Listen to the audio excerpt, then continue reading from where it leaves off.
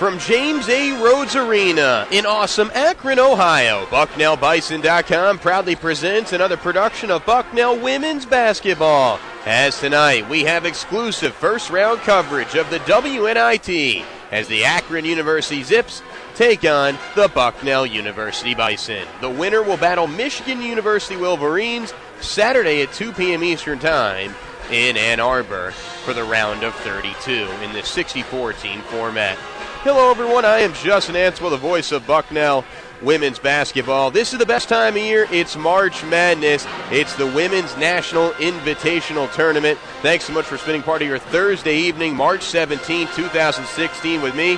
Happy St. Patrick's Day. It's the 24-7 Bucknell University Bison against the 19-13 Akron University Zips. For Bucknell, they earned an automatic berth into the WNIT since Army was the regular season champ. They qualified for the NCAA tournament by winning the Patriot League tournament last week. So Bucknell was next in line to go to the WNIT. They're in after they went a stellar 17-1 in conference play. Those 24 wins, that's the most in a single season in BU history. They ended up losing in the semifinals to Loyola. Loyola shot the lights out, including 54% from beyond the arc.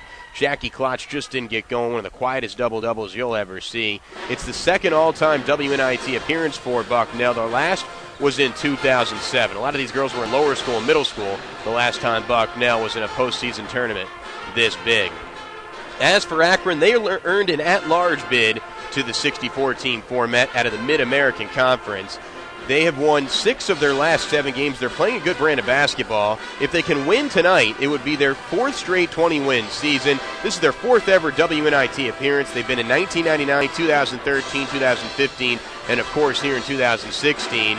2 years ago, they were in the NCAA tournament in 2014. They also lost in their league semifinals to Buffalo by a final score of 88-87 in a high-scoring affair in which standout senior Anita Brown netted 37 points in the 1-point defeat.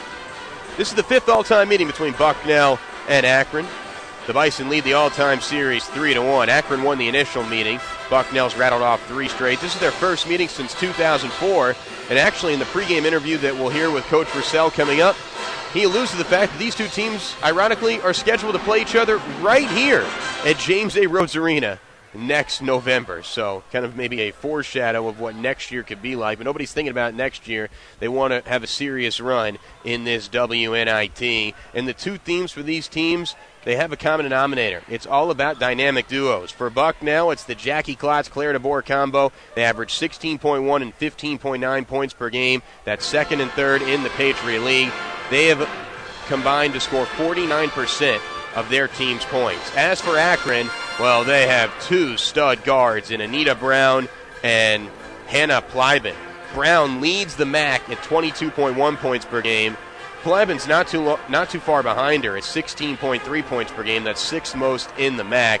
Those two have amassed 53% of their team's offense. And when you talk to a lot of coaches about what the WNIT is about, it's about desire and heart. Because a lot of teams are on the same playing field. Sure, they wanted to go to the NCAA tournament, but you just can't look at this as a consolation tournament. You have to look at this as an opportunity to do something really special, to build some momentum for next year, for the seniors to keep their collegiate careers alive. So a lot of times the WNIT is about heart and desire because these games are during spring break. A lot of their friends could be in Panama City, Cancun, or the Bahamas. These girls are grinding during their spring break in a tournament, well, that they didn't initially want to be in. Everybody wanted to be in the NCAA tournament. But they're going to try and do well in the WNIT tournament. Time for our Keys to the Game segment here on BucknellBison.com. Tip coming up at the top of the hour between Akron and Bucknell. Winner will face Michigan on Saturday at 2 p.m. in Ann Arbor. For Bucknell, they have to protect the arc. The Bison were absolutely exploited at the three-point line against Loyola last week in the Patriot League semifinals on March 11th. Loyola was the worst three-point shooting team in the Patriot League, coming into that game at 27%. They shot 54% from beyond the arc, 7 for 13. Colleen Marshall went off for 22 points, and Jackie Kloss missed her first 7 shots in that contest and was swimming upstream the rest of the way. And this is an Akron team that likes to shoot the three ball. They average 8 threes a game. That's an extremely high number. Also, my second key for Bucknell, they need senior leadership. 2 of their 3 seniors are from the state of Ohio. They're back in Ohio fertile grounds right now. That's Shiera Jones out of Cincinnati and Tyler Craig out of Columbus. So it's up to them to tell their younger classmen, the juniors and the sophomores and the freshmen, hey, let's continue playing for each other. Let's keep our season alive. We can make a run in this tournament here. Look, we went 17-1 in league play in a very good Patriot League. There's no reason why we can't rattle off a few wins here in March. They all made T-shirts that say "Made in March" because they realize the time is now. As for Akron University, they want to control the tempo. This is a high-octane offense. They like to run and gun. They kind of run that Mike D'Antoni old-school Phoenix Suns with Steve Nash and Mary Stoudemire and Sean Marion school of 7 seconds or less. They're going to run down the floor. They're going to jack up a quick three. They're going to carve through the defense.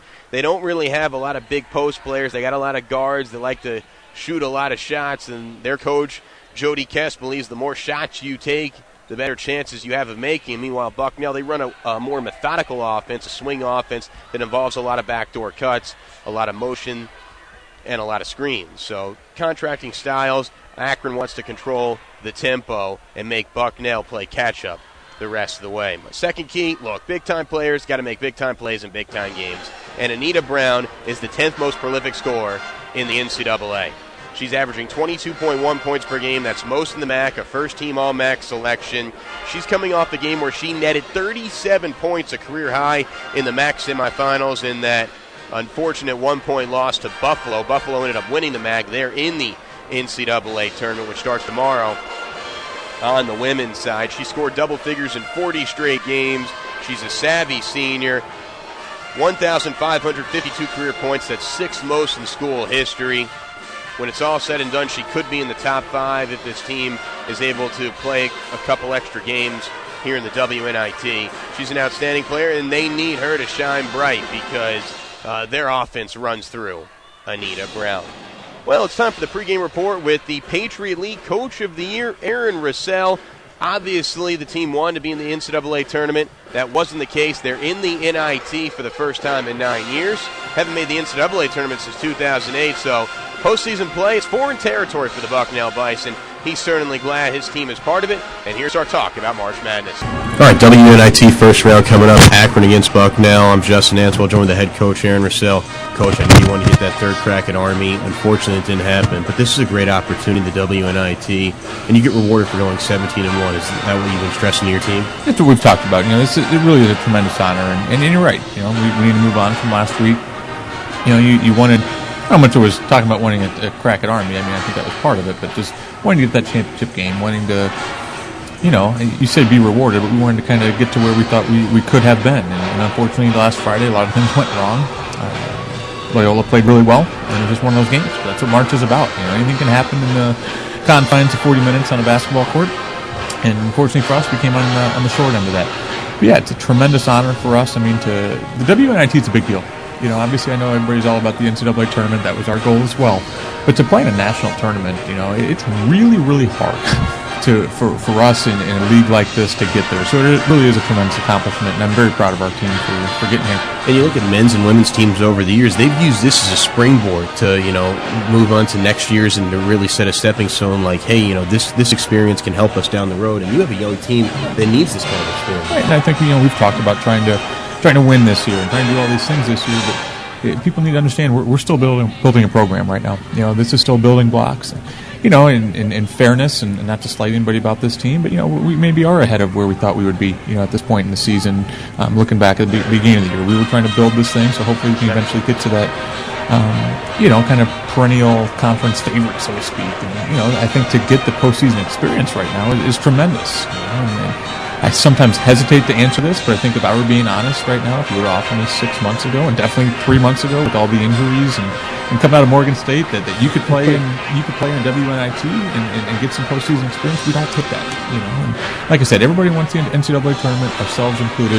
But this is going to be a great experience, however long it lasts. This is going to be a great experience and a great accomplishment for this group. And you're going to learn so much for however long this journey goes. The players, and I think this will help the staff too, because you got to prepare for a team in a short amount of time, and hopefully in years to come, if you do make the NCAA tournament, you're going to have that same sort of predicament, right? Right, and absolutely, it's a good situation to have. You've been talking to Coach Davis on the men's side. They changed up a few things with how they're prepping the scout. And I think even just going through this, to be honest with you, right now, I probably would change a few things.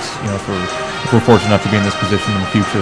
So yeah, it's a great experience for them. It's a great experience for us. It allows us to be together. I don't think any of us were ready to say goodbye last Friday, so it gives us another experience on the road trip, and some bonding. But like you said, a big time build for the future and great experience for the future as well. So how do you attack the scout? There's no way you could possibly watch 30 games in 48 hours and synthesize it and regurgitate it to your student athletes. Yeah, I think part of it for the kids, there's probably not a huge difference. We did the scout yesterday. I had shoot around today. I don't think there's anything that they felt shorted on. Maybe a little bit harder for Mike. Obviously, he had the first scout. So there's a lot of things that you're normally doing in a week and a half that he's trying to get done in just a few days. So that maybe not as thorough, just from the timing concept. But I think for me as a coach, you're trying not to look ahead. So for us, we found out who our opponent was going to be Monday. We're playing on Thursday. It's really not a whole lot different than playing Wednesday and then playing again on Saturday. So for me, I feel like I've kind of watched the same amount of stuff and feel pretty comfortable with it. I think just the biggest difference probably has been for Mike, because obviously, like I said, it's a week and a half prep that's kind of shrunk down into 2-3 days. And a lot of March is about senior leadership, and I think the bracket works out well because 2 of your 3 seniors come back to their home state, and I think they can kind of rally the troops here like, hey, this really is important, ladies. I don't care if it's spring break. Let's keep having games together. Yeah, and I'd like to think that we don't need a whole lot of that. I think everybody hopefully is on the same page right now. Everybody's really excited about this opportunity. It's cool that our Ohio kids get to come home. Somebody that we haven't played before to go play in the MAC, which we played a couple MAC teams over the years and had some success. But I think it's just cool to kind of get out of your normal footprint to play, and kind of a scheduling quirk, so to speak. We're going to be right back here next year. Akron's on the schedule for next year. So, a great experience for next year in a lot of ways, but in some ways it's a great experience because we're playing a team that we're going to have on the schedule next year. All right, let's talk about Akron a couple more here. They have an explosive offense. From the little homework I've done, what do you see from the Zips? It doesn't take a whole lot of homework to realize that these kids can put up some points. And put it in bunches. I remember even watching the last game, the Buffalo game, and, it's like 74-72 with a minute 20 left, and you realize that it's 87-88 to end. And it's like, all right, this is supposed to go to overtime or something, but, they score 16 points in like 80 seconds or something like that, and that's what they do. They've got kids that really fill it up. They're, from the perimeter, but even they attack the basket, and then they're shooters. Like I said, this is going to be a really, really tough cover for us today. Yeah, Plybon and Brown can both hit from the 3, and that's where really Loyola beats you from the 3. So are you looking forward to seeing how your team reacts to some adjustments that you and your staff are going to implement? Yeah, we got to defend the arc today. I think we've talked about that, and it's the same thing at the expense. We can't give them easy baskets at the basket either. They're not a big post-up team necessarily, but they can score at the basket because those kids are not just one-trick ponies. They're not just shooters, and Brown especially. She's got a tremendous mid-range game. She attacks the basket and gets the free throw line. And kind of our depth right now, especially defensively on the perimeter, that's going to be cause for some big-time trouble if we can't defend and we can't keep people in front of us tonight. Hey, congrats to making it this far, and hope the journey continues. Looking forward to it. Thank you.